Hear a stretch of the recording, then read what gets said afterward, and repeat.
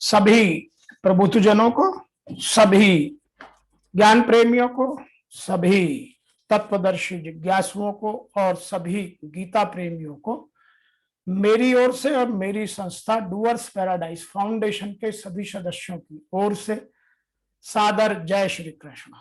आज हम वर्तमान युग में आध्यात्मिक चिंतन की श्रृंखला के तहत गीता के 5वें अध्याय के श्लोक संख्या 11 की व्याख्या कर रहे हैं। श्लोक संख्या 10 में भगवान ने बुद्धि से कर्म करने वालों की और कर्म प्रधान कर्म योगी की प्रशंसा करके कर्म योगियों के कर्मों को आत्मशुद्धि हेतु बतलाया है। और इसमें भगवान आगे की बातें कहते हैं कि देहाभिमानियों द्वारा यह साधन होना कठिन है और निष्काम कर्मयोगियों द्वारा यह काम करना बहुत सुगम है। जिसको यहां ऋषि वेदव्यास जी ने, जो भगवान श्री कृष्ण ने अपने परम मित्र जिज्ञासु अर्जुन को समझाया, हमारे ज्ञानार्थ कुछ इस तरह लिखा है। कायेन मनसा बुद्ध्या केवल है इंद्रिय अपि योगिनो कर्म है कुर्वन्ति संगम त्यक्त्वा आत्मशुद्धे। अर्थात कर्म योगी आसक्ति का त्याग करके केवल ममता रहित इंद्रियां, शरीर, मन, बुद्धि द्वारा अंतःकरण की शुद्धि के लिए ही कर्म करते हैं। ममता का सर्वथा नाश होना ही अंतःकरण की शुद्धि है। कर्मयोगी साधक शरीर, इंद्रियां, मन, बुद्धि को अपना तथा अपने लिए न मानते हुए प्रत्युत संसार का तथा संसार के लिए मानते हुए कर्म करते हैं।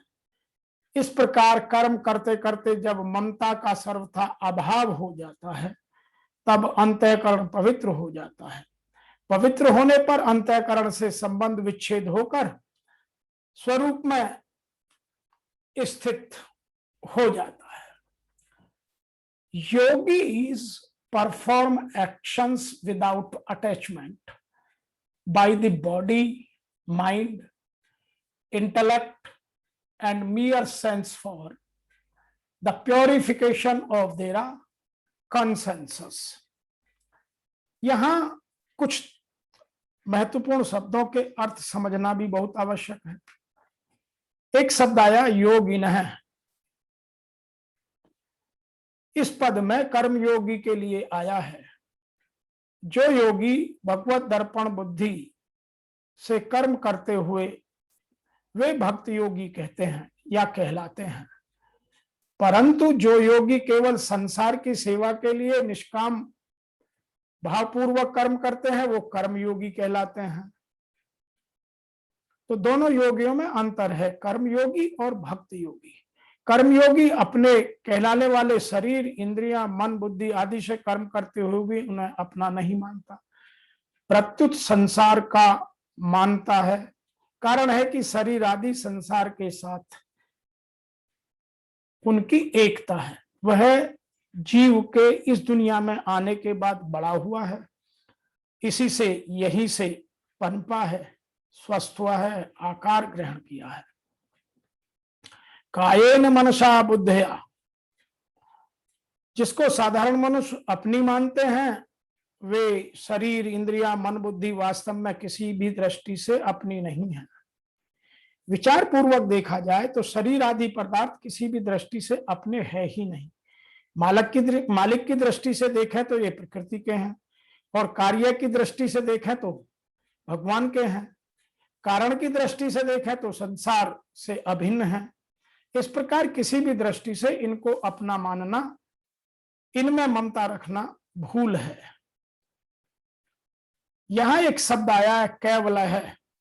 केवल है। बहुवचन में होने के कारण इंद्रियों का ही विश्लेषण है। अतः यहां केवल पद शरीर इंद्रियां मन बुद्धि आदि के लिए है। वास्तव में कर्तव्य का स्वयं निर्मम होना ही आवश्यक है। यदि कर्ता स्वयं निर्मम हो जाए तो शरीर इंद्रियां मन बुद्धि आदि सब जगह से ममता स्वतः मिट जाए। कारण है कि वास्तव में शरीर इंद्रियां आदि स्वरूप से सर्वथा भिन्न है। यहां एक बात और भी कही गई है, संगतत्वात्मतम शुद्धये।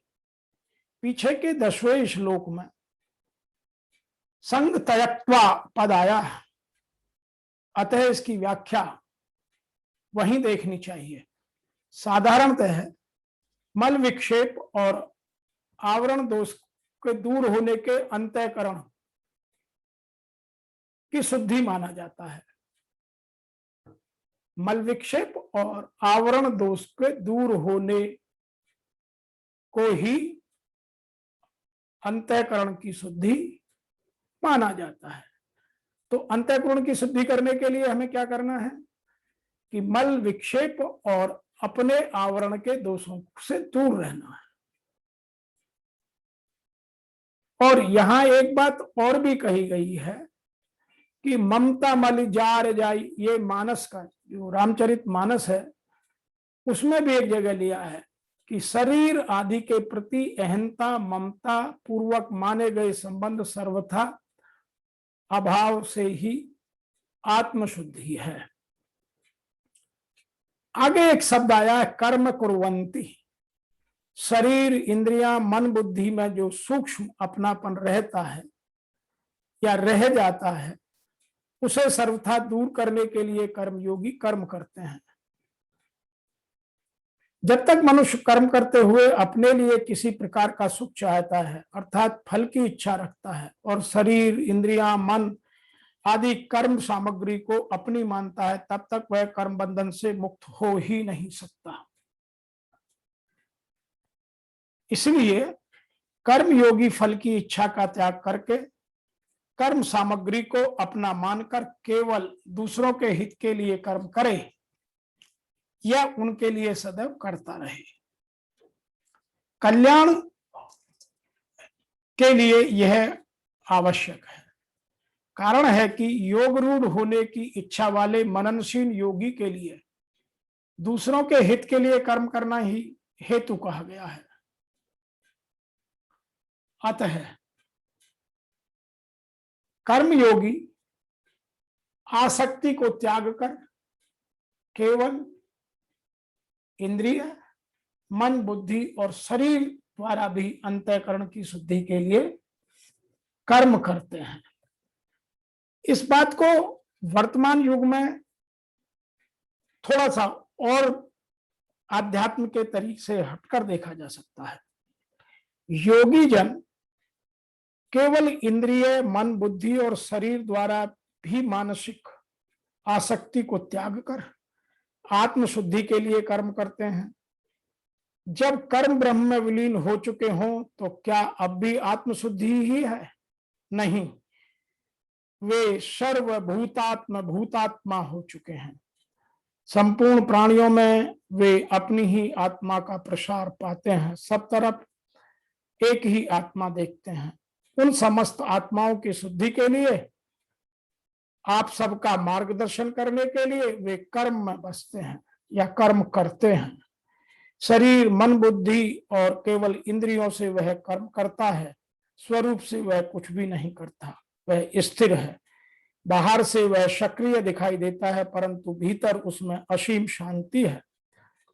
रस्सी जल चुकी है, मात्र ऐंठन अर्थात उसका आकार शेष है और जिससे किसी को बांधा नहीं जा सकता, क्योंकि वह बांधते ही राख है, टूट जाएगी।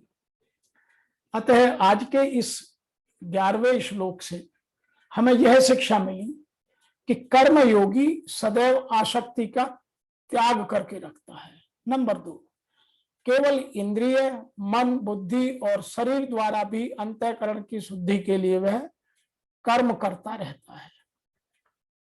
अतः हमें सदैव कर्म योगी की भांति गृहस्थाश्रम का पालन करते हुए अपने जीवन को सफल बनाने का प्रयास करने में सार्थकता बरतनी चाहिए और आत्मा से परमात्मा का मिलन कराकर मोक्ष की प्राप्ति की साधन की ओर अग्रसर बढ़ते रहना चाहिए। आज के इस श्लोक की व्याख्या में इतना ही। आप सबको मेरी ओर से और मेरी संस्था डूअर्स पैराडाइज फाउंडेशन के सभी सदस्यों की ओर से ओम नमो भगवते वासुदेवाय नमः।